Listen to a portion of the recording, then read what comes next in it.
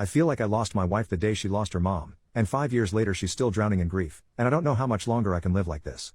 Yeah, I know, everyone is fired up at the title and ready to tell me what a jerk I am. To those people, I implore you to read the rest of this post before making a judgment. My 36M wife's 33F mother passed away 5 years ago from lung cancer. It was not a peaceful or easy death by any means. Our lives understandably went on pause after the diagnosis, and we both spent a lot of time off work helping care for her mother. My wife had a pretty typical showing of grief at the time, cycling through different stages. Same with our 3 kids. After she passed, however, my wife got really bad. I totally understand this. I can't say I know exactly what she went through, because I haven't had a parent pass away, but I understand how devastated she was. For months after she could barely function, I gently took over pretty much all the responsibilities in the household and with the kids. She had been attending grief counseling since the diagnosis and continued after the death. None of this is the problem. I endeavored to be as supportive as possible. She cried on my shoulder every night for months, and I just thought this was the worst of for better or worse. The problem is that after 5 years, she does not seem any better or more functional.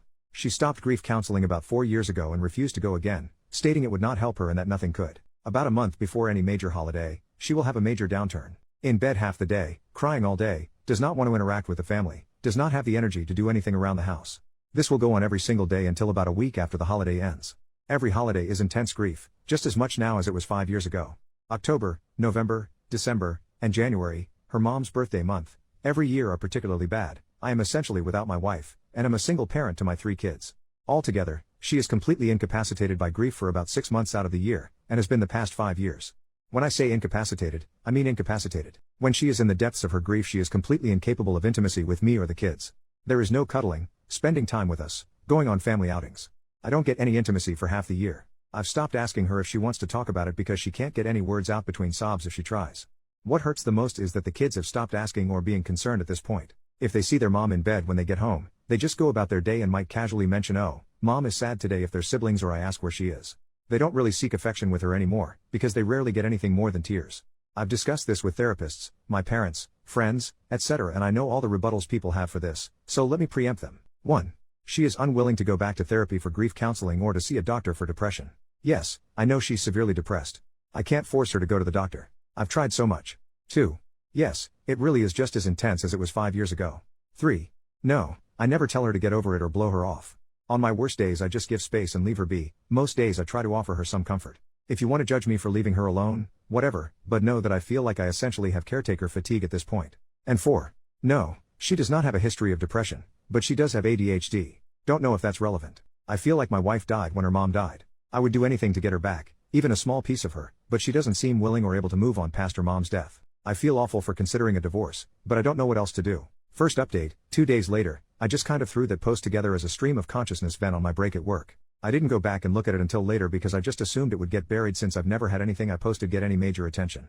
And, honestly, I thought I was going to get eviscerated in the comments for being insensitive or uncaring. I was floored by the number of responses and really kind DMs I got and felt a little overwhelmed at the idea of responding to them all, so I figured I would post an update here. A few people mentioned I should have her involuntarily admitted to a medical facility. I didn't mention in the original post, but I did ask our family doctor about that maybe a year ago, and he told me that unless she is a threat to herself or others, it's unlikely to happen. I looked this up myself as well, and that appears to be true, for the state we live in at least.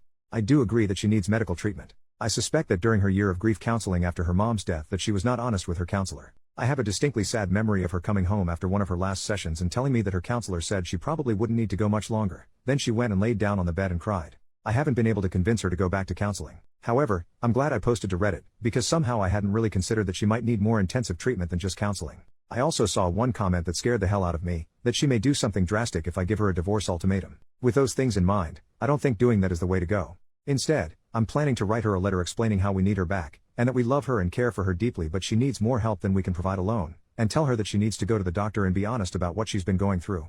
Thank you for your advice, everyone.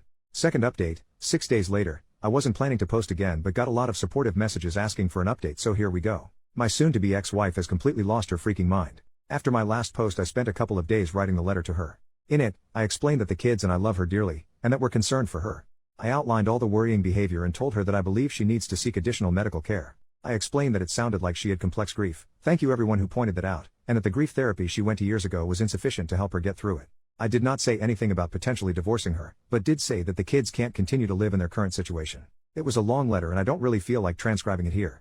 I read the letter to her the same night I finished writing it after the kids had gone to bed.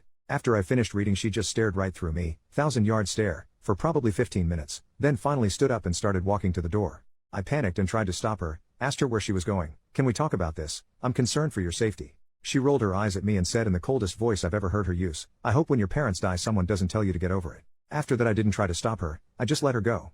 I was pissed off for maybe 5 minutes before the panic set back in.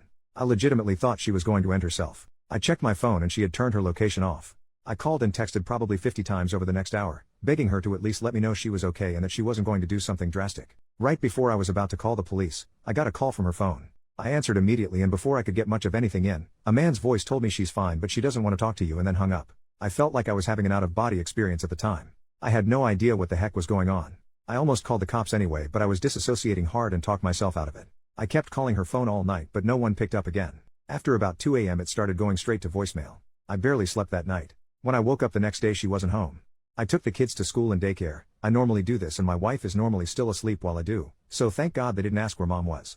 I tried calling my wife's phone more all morning but still voicemail. I called her office and asked if she was at work, and they told me she had called in sick. I called in sick to work as well and basically just sat on my couch, trying to get a hold of her while being a nervous wreck. I called my mom as well and asked if she could pick the kids up from school today and watch them overnight. I didn't tell her everything that was going on yet, just that something had come up that was urgent and I needed some help.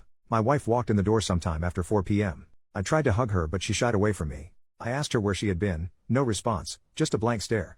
I asked her who had called me from her phone, no response, blank stare. At this point I was so frustrated and told her that if she didn't want to explain what was going on, she could get the hell out. I regret saying it that way now, but holy crap was I frustrated. So she started talking, but it was like I was talking to a robot with her voice. No emotion, totally flat, almost annoyed. She told me that she had gone to her friend John's, fake name, house. I had no idea who the heck John was and asked her to explain further. Over a 2-hour or so conversation where I had to pry details out of her, I got most of the story. She was answering like a lawyer, just very basic answers, no details or context outside of exactly what I was asking her. Basically, John is a coworker. I've met the dude once or twice at office party type events but never really talked to him. I never saw him hanging out with my wife or showing interest in her. But apparently over the last year or so, she has been spilling all her feelings about her grief over her mom's death to him, and he's been comforting her. He had a parent die from cancer too, so I guess she felt they had a connection she didn't have with me. After I read her the letter, she says she realized that I don't care about her or her mom's death and went to John's house to talk and be comforted. I flat out asked her if she was having an affair with him, and she told me no. I asked her why she never mentioned she was close friends with this unknown guy, and she told me it was none of my business. I asked her if anything had happened between them while she was there, and she says they cuddled and he held her while she cried. I asked to see her phone to check messages between them and she refused. I couldn't get much more detail out of her about the whole situation. So when she went to take a shower, I tried to check her phone. She had changed her passcode. I grabbed her iPad, which still had my thumbprint in it, and checked there. I left the house with the iPad to look for evidence while she was in the shower. I did not immediately see any messages to or from a John, but after digging briefly, I found it. She had put him in as Stacy in her contacts, but it was obviously him. There were texts going back well over a year. A lot of her talking about her mom, a lot of him comforting her, a lot of him telling her I don't really care about her, and that he would never treat her that way if they were married. All of her replies were in agreement. A lot of texts from her complaining about me. A lot of him trash-talking me. The night she left, she had texted him, "Screw it, I'm on my way over if the offer is still there," followed by an immediate yes. Reply. Then the next morning, a text from her to him saying if he asks, "We just talked." I threw up out my car door in a Walmart parking lot for 20 minutes. I came home and found her on the couch on her phone, totally unconcerned or unaware I had even left. I told her that I knew, and that she needed to leave. Again she just stared at me for a while, not responding, until I got aggravated and told her to get the hell out of the house. She immediately got up, told me John was right about you, and left. I haven't seen her since. I told the kids she went to visit her parents. I don't know what to tell them, but I have to tell them something soon. I don't really even know what to do. Ostensibly I need to divorce her, but going through custody, child support, etc. is dizzying.